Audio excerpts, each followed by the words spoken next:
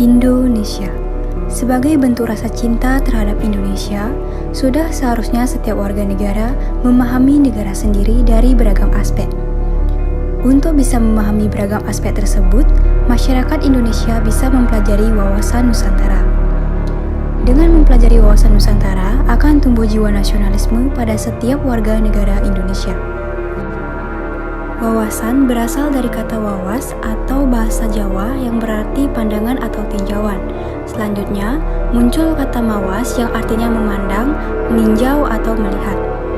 Adapun pengertian wawasan Nusantara adalah cara pandang bangsa Indonesia terhadap rakyat, bangsa dan wilayah Negara Kesatuan Republik Indonesia atau NKRI yang meliputi darat, laut, udara di atasnya sebagai satu kesatuan politik, ekonomi, sosial budaya, dan pertahanan keamanan.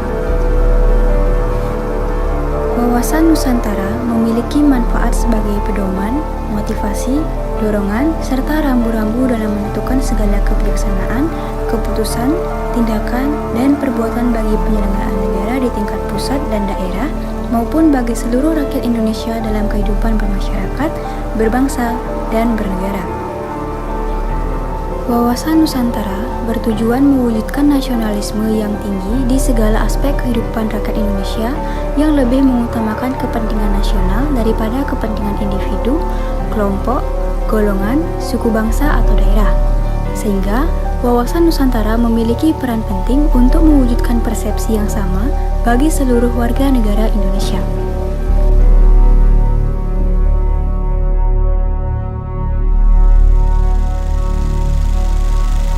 Proklamasi. Kami, bangsa Indonesia, dengan ini menyatakan kemerdekaan Indonesia.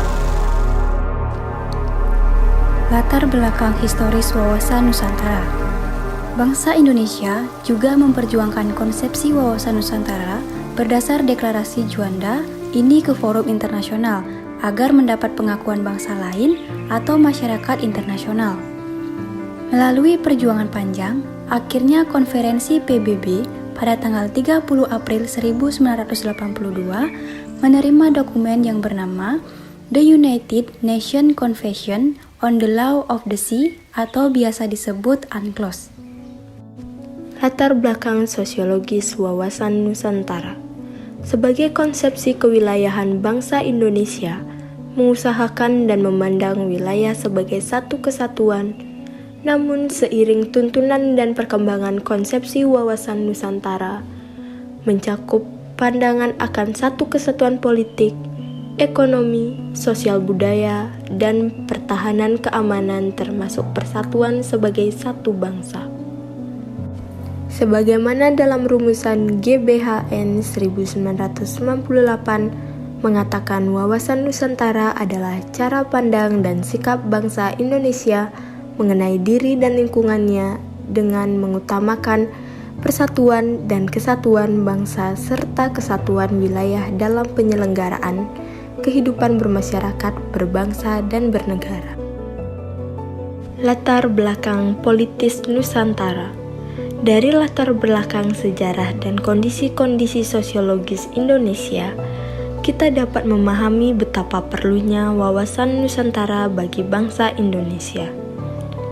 Cita-cita nasional bangsa Indonesia sebagaimana tertuang dalam pembukaan Undang-Undang Dasar 1945 alinea kedua adalah untuk mewujudkan negara Indonesia yang merdeka, bersatu, berdaulat, adil, dan makmur.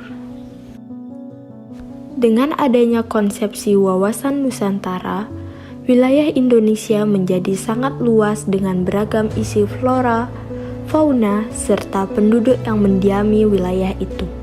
Namun demikian, konsepsi wawasan Nusantara juga mengajak seluruh warga negara untuk memandang keluasan wilayah dan keberagaman yang ada di dalamnya sebagai satu kesatuan.